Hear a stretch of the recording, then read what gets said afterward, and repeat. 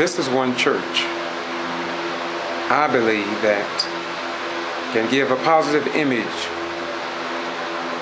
to both young black and white children to see that history has not been distorted, and that a sense of black pride can be followed and appreciated when they come to worship the holy name of Jesus, Jehovah, Jah, Allah, or whatever name you want to call.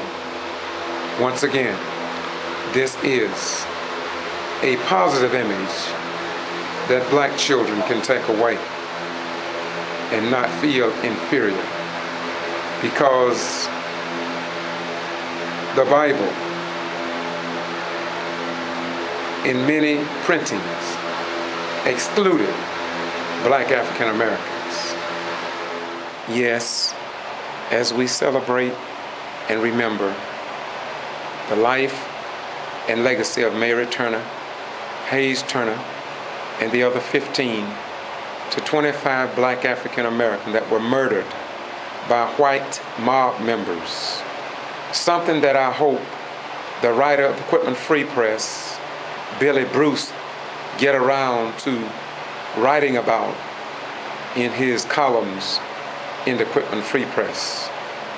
Here in this facility, we see images of blacks, and as our children come to this church to worship the holy name of Jesus, Allah, Jah, Jehovah, El Shaddai, and some of the other names that I have record of that the Creator is called, they can take a sense of pride in knowing that they too are a part of history on this earthly plane. Although the Bible may have excluded some black African Americans, as if though we were not prevalent nor relevant in the days of Jesus and others, I thank God for men and women that attend this historic church to show that God made people from all races and that we all play a part in building a better world. Yet in Valdosta City Hall, on the first floor, they do not have a single black church or business to show that black African Americans contributed something to the landscape of the city and county of Valdosta, Georgia. Once again, more pictures representing and reflecting the true history of what took place in our world. And black folk, apparently unlike Billy Bruce when he made the statement about reverse racism, black people have never had a problem in accepting white people. Even in the continent of Africa, it's always about others denying blacks their right to the tree of life, which God so richly blessed all of us. We did not hide this white European from the landscape of this facility, but we have always included white folks and excluded none. So let the historic and archival record speak for itself, Mr. Billy Bruce from the Equipment Free Press, as you write your version and your opinion in that 1800 newspaper. A picture or tapestry of the Last Supper. This is a black church, but even on this tapestry, we see all white European people at the Last Supper. How many white churches would allow Mr. Billy Bruce for an all-black tapestry to be in their church since you published about reverse racism? I say again that black African Americans have never had a problem with respecting white folk. The historical archival record shows that we, the people from the land of the burnt-faced people, have been excluded and treated as the history And the American history books so state, treated as a piece of 3/5 of a human being. So the truth must be told, as St. John 8:32 reveals.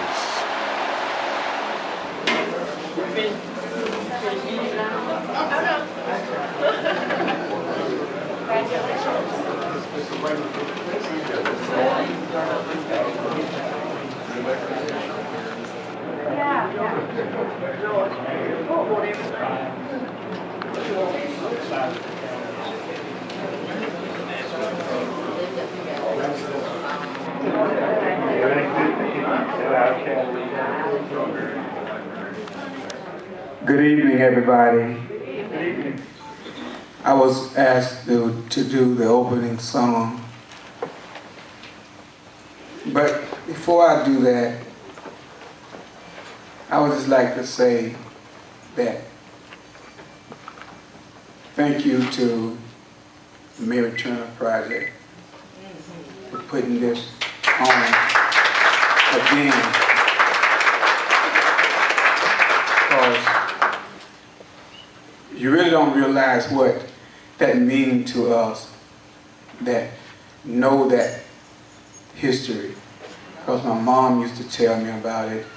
My dad, he wouldn't talk about it too much, but as we got older and start to being inquisitive and ask questions, she would kind of tell us about it. But I knew my dad knew about it because he would be well up in over 100 years old now because he's served in World War I. So he would be well up in age now. But I just want to say thank you to Mark and the team at Valdosta State University.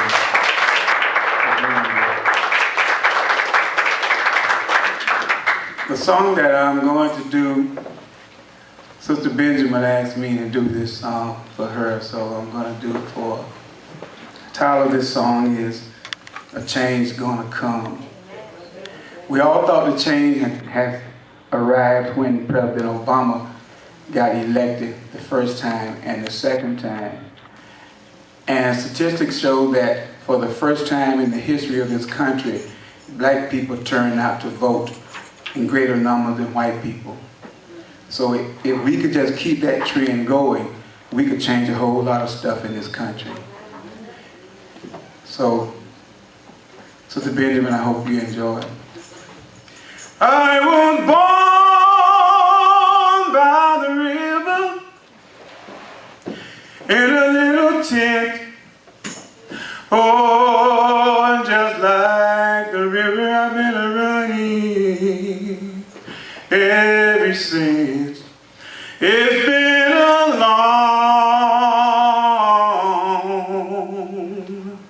a long time coming, but I know a change gonna come. Oh, yes it will.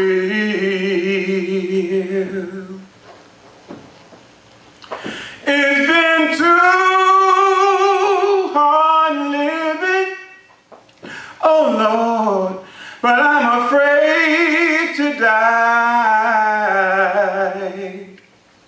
But Lord, I don't know what's up there beyond the sky. It's been a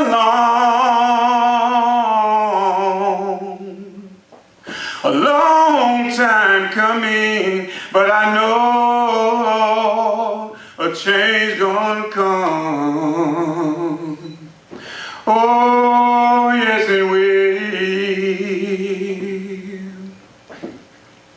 Then I go to my brother and I say, brother, help me please. But he winds up knocking me right down on my knees. Oh,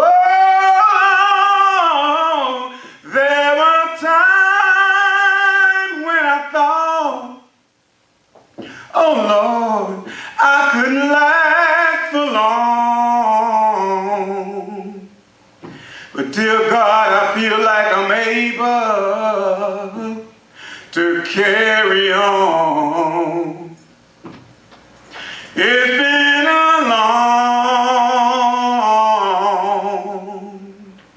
long time coming, but I know a change gonna come. Oh, yes, it will.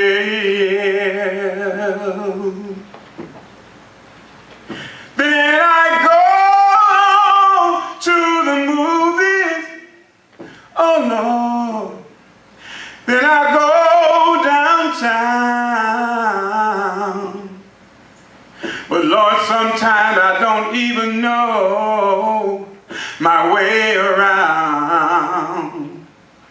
It's been a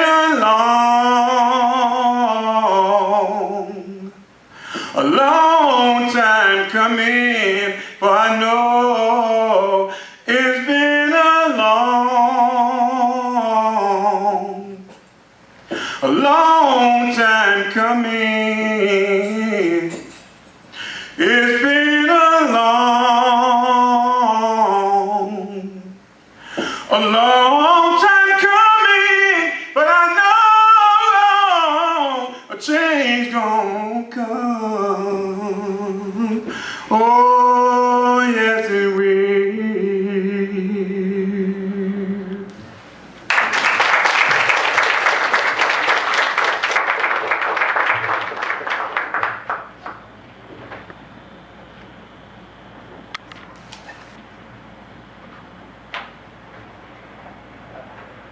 I welcome you just a moment before we went out to eat together.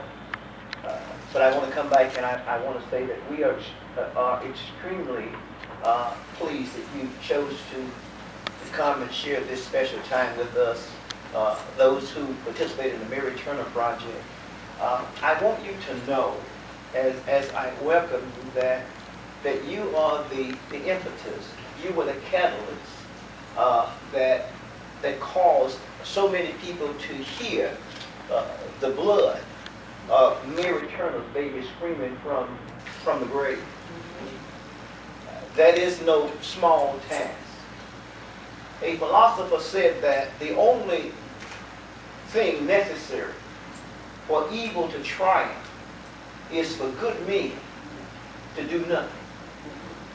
And I'm so glad that you chose to do something, in spite of the fact that many people were against your efforts. I am so happy that you brought to bear a part of history that is relevant to all of us today. And so in that spirit of unity, I want to welcome you again and to say thank you so very much to Mark George and to the students at Valdosta State College and the Mary Turner Project. God bless you, and may you continue to do great things like this. Thank you. Amen.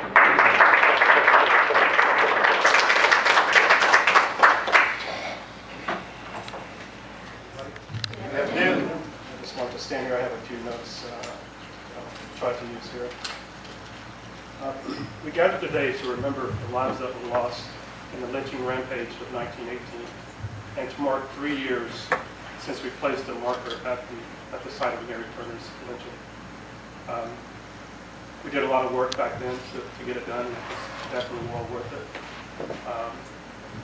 Just in thinking about what I would say today, I just thought about what you see today in terms of a narrative in the media about race relations and where we are today, and the fact that we tend to experience the same problems year after year and even decade after decade. But what's presented to us today is that basically it has nothing to do with history. It's like we're just a group of people, or various groups, with different outlooks and perspectives, and those differences cause our problems today. And I think we all know that that's not the case. But that narrative is still constantly pushed at us. So part of my personal motivation for helping out with this project is to help to change that. And I think it's clear that obviously it's not working. Our current perspective and views are just not working as far as getting the problem solved. And just thinking about talking about what I was going to say today, again, I'd like to just share in terms of what I see as one root problem to some of the issues, and that's just the basic emotion of fear.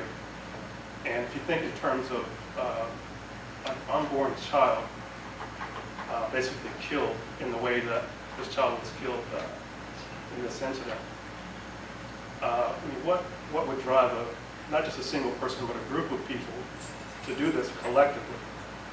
And if you kind of fast forward to today, a couple of points that I thought about was the killings that we had, or murders that we had recently, for at least a couple of teenagers that were unarmed. Again, the same motivation really has to go back to fear.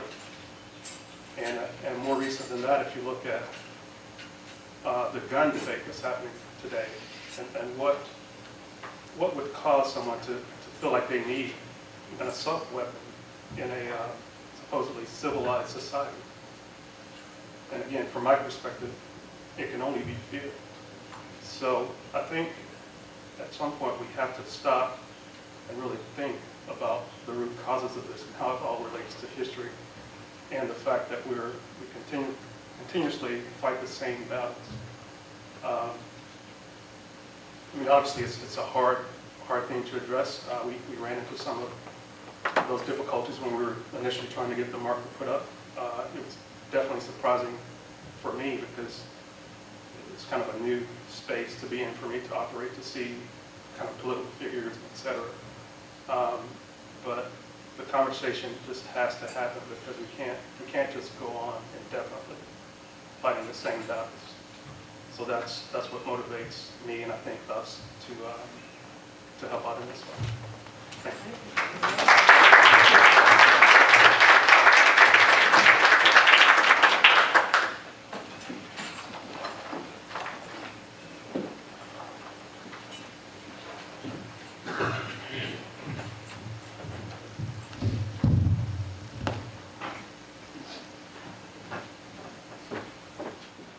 Good afternoon, and I'm Randy McLean, and for those of you who don't know me, I am the son of Willie Roger McLean and Mildred Head McLean. Willie Roger McLean, most everybody knew him as Pappy. He was the great-nephew of Mary Turner, and my mother, Mildred Head McLean, was the great-niece of Will Head, which was another one of the victims in the lynching. Can everyone hear me in the back? Okay. First, I just want to say thank you to the Mary Turner Project. It is indeed an honor, and I'm very humbled to be here today because I thought about what I would say, and my message is going to be very simple. It's going to be very short. I only have about 4 slides. And what I thought about, what do I want the community to walk away from, knowing that they didn't know or may have heard yesterday. But what I came up with was that I want everybody to know that before Mary Turner was lynched, who was she? Who was this Mary Turner that we hear in the newspaper and all the papers are written about her? Who is this person? Well, Mary Turner before the lynching was, okay, so the objectives for today is to impart historical facts based on a compilation of oral history, the National Archives records, specifically from the census records, and also to acknowledge the Mary Turner Project for the work they're doing with racial reconciliations, for the community, for coming out to support the families for this tremendous occasion. 95 years ago, Mary Turner was lynched. Her unborn child were lynched, and 12 others were lynched.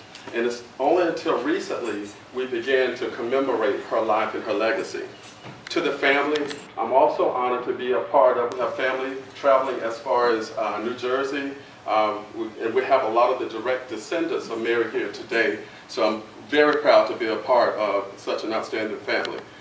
To commemorate the life and the courage of Mary Turner.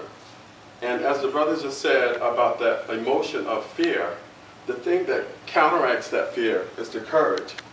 The end result for Mary Turner was her life but she stood for what she believed in. Now, I'm going to try to go over the history because I'm not sure if many people know about this part of the history. I have Viola Washington Godfrey's name listed. She was one of the siblings of, she was one of the siblings that was very instrumental after the lynching in helping to raise some of the grandchildren. Mary Turner, you all know her as Mary Turner. Our family know her as Hattie Graham. She was born to Mr. Perry and Betsy Graham, and this data is sourced from the 1900 census schedule. There were 4 children enumerated during the census. Pearlie was born in 1882, which she was about 18 years old in this census. And who you know today as Mary Turner, to us again is Hattie Graham, and born in 1885, and she was 15 years old during the 1900 census. Perry Graham was born in 1887, and this is the line that I fall under, Perry Graham. And Otha B. was 1 year old during the 1900 census. Viola Washington was also the daughter of Perry Graham, but not by Bessie Graham. After the lynching, Viola Washington, who was later married to Godfrey, and she's the one who actually raised one of the children. My grandfather, my great-grandfather, Perry Graham, took in the son after the lynching. This is Perry Graham and Dora Stokes Graham. This is the sibling of Mary Turner, Hattie Graham, and his wife is Dora Stokes. And to this union, there were 16 children born. And the family are blessed today that there's still one living descendant of those 15 children. The hierarchy of the living ancestry. The direct descendants of Mary Turner or Hattie Graham, we are blessed and honored to have them today. The daughter of Mary Turner was Leaster Grant, and her great-grandchildren are here today. So if you all will please stand so that we can acknowledge the direct descendants.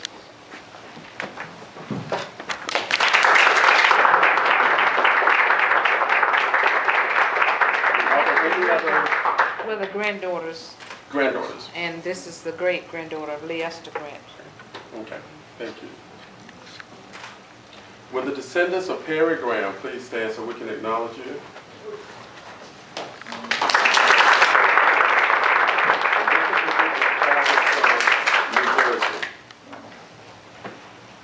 Descendants of Viola Washington Godfrey.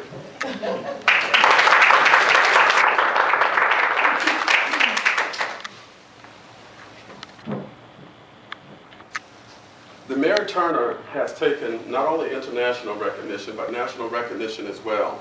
A book was just recently released about Mary Turner by Professor Mary Turner and the Memory of Lynching, assistant professor of university. She's an associate professor of English at the University of South Florida in St. Petersburg. And also, if you've ever had the opportunity to visit Baltimore, Maryland, in the National Great Blacks Wax Museum, the largest lynching exhibit is that of Mary Turner and her husband, Hayes Turner. So again, today, if I wanted you to leave with one take-home message, is that there was a woman, there was a child that occurred before the actual lynching occurred. And 95 years have passed, and even those families have strong ties today. The Turner family are still very closely in contact with the Head family, with the Graham family. So it's, you know, it's a thing that you don't understand why it happened, and maybe the anger was the root of the evil, callous killing. But at the same token, again, mobilizing each other in a way, in a fashion of courage and being brave and standing for what you believe in is the one thing that will help to get us past a lot of the obstacles. And standing up for what you believe in, regardless if it's not popular to the others' belief, but standing up for what you've been taught and standing up for what is pure, for what is honest, for what is righteous, that is the thing that can help to eliminate or reduce that level of fear. The Graham family, and I'm really sort of disappointed that a lot more family members are not present, but I can reassure you that it's not because their lack of participation or being laissez-faire, The reason that a lot of the families don't participate is because throughout the years, even me as a small child, this was a taboo subject. You know, you couldn't get straight answers from your grandparents, from your parents. Nobody would talk about it. And it wasn't until recently when books were being published, and then a lot of things were being published, and not all of them were actually accurate. You know, but today, we want to make sure that you're able to lead with the idea that Mary Turner truly was Hattie Graham, and she had 2 children before she was married to Hayes Turner, and she have direct descendants that are here today. So my commitment to the Mary Turner Project is to make sure that there's active recruitment, that we have a representation that's much stronger, you know, because it's pretty sad that the fear was so in those days that Teresa's sister and I, we graduated from high school the same year. And we were real best of friends. We knew that we were related, but we did not know that this is how we were related. So it's important to share that history, tell your kids about it, and it's not about telling them to recreate a sense of fear, a sense of anger, but how do they deal with those emotions that they're able to function in a society that they may not have been accustomed to functioning in. You know, again, it's a very uncomfortable topic, but we have to have those difficult conversations in order to stand for what we believe in, to make sure that everyone is treated fairly, and that the justice system, when you think about this incident, where was our justice system? There was such a delay in the time before the NAACP came down to act. There was also a delay from the governor of Georgia. Where was the justice? Today, regardless of what color you are, there's only one race, and that is the human race. So our connection to Mary Turner is that we should have the desire and the enthusiasm to fight every day to ensure that the world sees out of one lens, and that's one race, one people, one love. That's the end of my presentation, and I hope that it was imparted something in you that will instill continued support.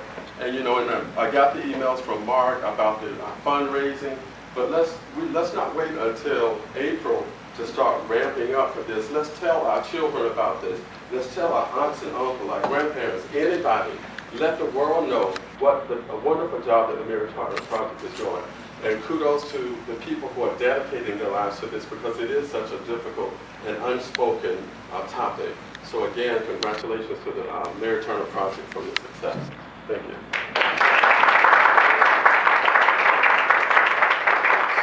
Courageously taken on. So I'd just like to read what this says. It says, this plaque is presented in deep appreciation to the Webb Miller Community Church for its support of the Mary Turner Project and the installation of the Mary Turner Historical Marker on May 15th, 2010. Your support and commitment to social justice has helped make the Mary Turner Marker possible. Thank you for that support and for your willingness to boldly confront our collective past so we may all have a more peaceful and just future, the Mary Turner Project. So that is for you all.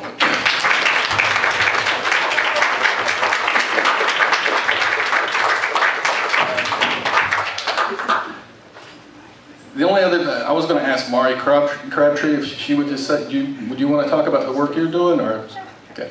Mari traveled from Ithaca, New York to be here. It's a little bit of a drive. She's a historian at Cornell University, finishing up her PhD. She's researching lynching in the South, and I'll let her talk more about that if she would.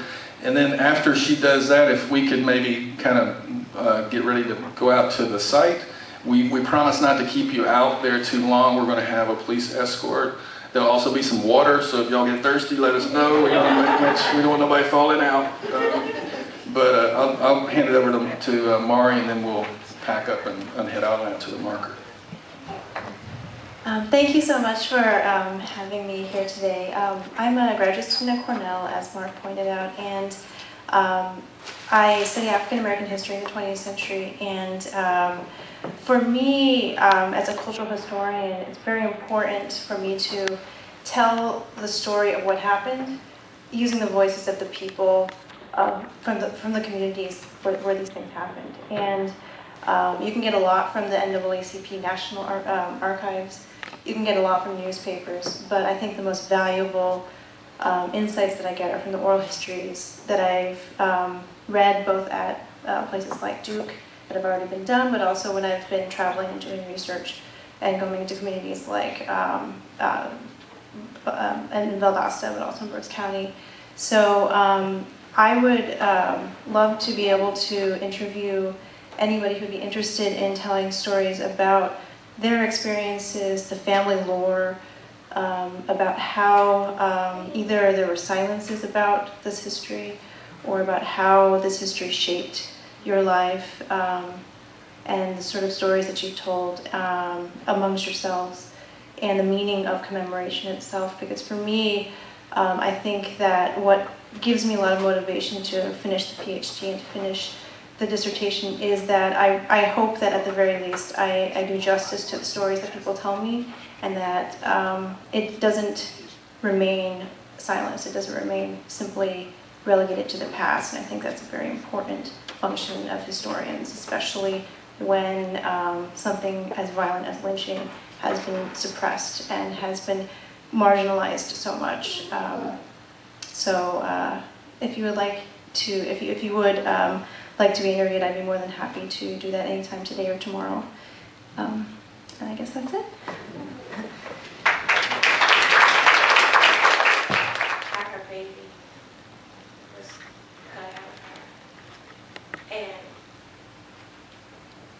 I remember as he was talking about it, and the word hate came out of my mouth. And he stopped me right then and there. He says, I don't even want you to say that again, because you're not supposed to hate.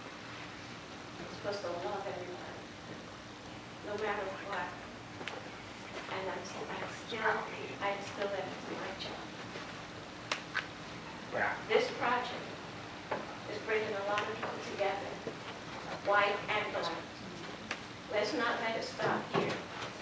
Let's let it continue to grow and spread. Let it be shown that what happened to them is not going to happen again. Okay? Just remember that. Just love and show that love. That's how we can do it. That's all I have to say. Thank you.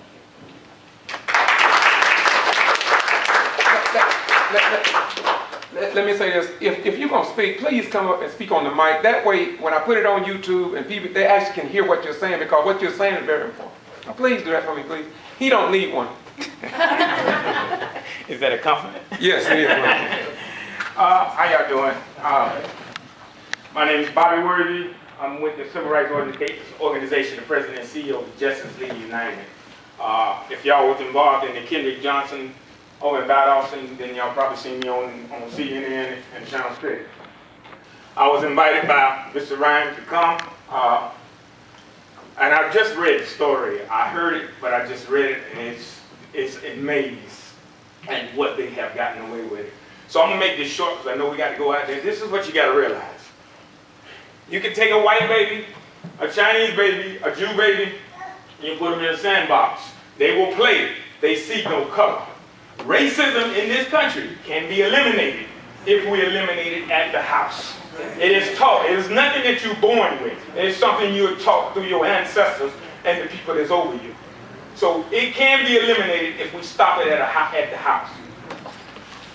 And I hate to say this, the dream that Martin Luther King is in, we still live in the dream. We haven't completed the dream. Racism still exists in this country, both high and low. I've been doing this fight for a long time. And I started this organization in 1998. I'm 46 years old. I have debated everything from junior high all the way up to high school to my college professors. I have a law degree, and this is what makes me such an adversary against these people. I don't care what color you is. You white, black, because I'm both colors. I got best of both worlds and the bad of both worlds. My mother's white, my father's black. They ask me what color I am, say pick one. Whatever you want me to be. Choose. But as you can see, the evil that lives in this country, like I said, I just read this since I got here. I've heard about it, And I was remarked that these people got the Christ out of the crisis back then. That these people actually got away with this. But in return, murder has no statute of limitation. They can be 99 years old or 100 years old. They can still be put in that courthouse and put locked up. Murder has no statute of limitation. To the family, you got to be strong to go through this. I mean, you couldn't even hardly talk about it. I mean, and it's just unbelievable that we have to go through it. I got a 10-year-old daughter. She's my pride and joy. She's just like me because one day she was at school. She told the teacher, she said, well, you must be don't know who my daddy is. I said, girl, you can't be telling the teacher that. So, but anyway, I just wanted to speak on that and let you know that my organization is a little bit different than the other civil rights organizations. I don't believe in a lot of marching and protesting. I believe in putting you in that courthouse and putting that paperwork on. But that's the only thing. The sword is true. Listen, the pen is truly mighty and short. Yes, it is. Since I've been doing this, I've unseated. I am the only person in this country, this civil rights organization, that has unseated 2 judges. I've had 4 police arrested and prosecuted and sent to prison. So I don't play. Like I said, I don't care if you're black or white, what color you is. Injustice is injustice. Because we have race. You can be a racist against your own color. You know what I'm saying? We call him Uncle Tom, Chicken George, a.k.a. if y'all seen Django, a.k.a. Steven. But I'm just saying, but that's on both sides. It's not white or black. I got sisters that's all white. I got sisters that mix. I got brothers that's mixed and they all white. And we all get along. But like I said, I got the best of both worlds. I've been called zebra, half-breed, and all that there. They talk about Jesus, and we all pray to him, so it doesn't matter. So I want the media and everybody to talk about it. The media says I'm a racist. I said, well, how do you prove that to me that I'm a racist? My mama's white. I mean, how can I be a racist? My daddy's black. I can't go say, Mama, I don't like you because you white. I don't care what color you is, but let me say, it starts with the children. Now, all us in here got a little age on us. You know what I'm saying? I mean, I'm not trying to be funny. Ain't nobody gonna talk about me. I'm just saying, we need to get to the youth. The youth, if you can change the youth way of thinking, then they are the future of the world. The world will be be a better place if we stop the racism at the house. I heard people talk, oh, they were born racist. You can't be born racist. You were taught racism at the house.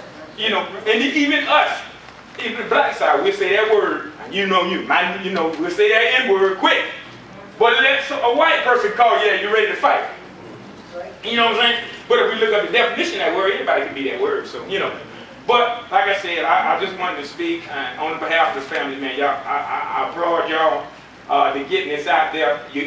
One thing about it, you can't change the past, you can only live in the future. But we can't live in the future if we don't know the past. You know, it's what we have done. We have come a long way, but we got a long way to go.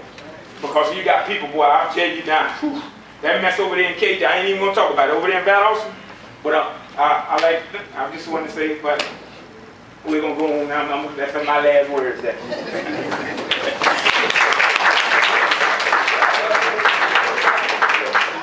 Very briefly, I do respect time and I do want to be brief. Very seldom you see my name listed on programs because for some reason I'm what they call an insignificant one until you get on YouTube. And you will find me on YouTube. Regardless of in the community, if I'm not recognized, okay. I found a way through YouTube and blogging when people don't see me as an invisible person with all the work that I do for the community. I've been doing it since 1975. But when you see community events, they don't call me. And it's okay, because I have another job to do that God called me to do, and that's what I'm going to do. And so I want to close by saying this to the Turner family. I've been tracing you all for a long time, and I'm not going to talk about it, but when very few people were talking about the Mary Turner lynchings, I was talking about it. I introduced a lot of people about it. But I just want to leave this with you all today. With everything that is being done for Mary Turner, Will Head, Eugene, Sidney Jones, I was dragged on South Patterson Street all the way out to Morgan, the old campgrounds. I want to leave this with you. With everything that we do here today, everything that we do when we go out to the monument is good for history. But the question is, What are you doing about Kendrick Johnson's death? What are you doing, and are you a participant in the 31 jail deaths, and that we are leading the state of Georgia in jail deaths? What are you doing to help Equipment 10 plus 2, who we believe are being ramrodded over in Brooks County? What have you done about, or do you know about, or have you read about the Madison 9 brought up on charges in the same manner? Now, I could go on and on and on, but I'm going to leave that. I just want to leave you with the thought.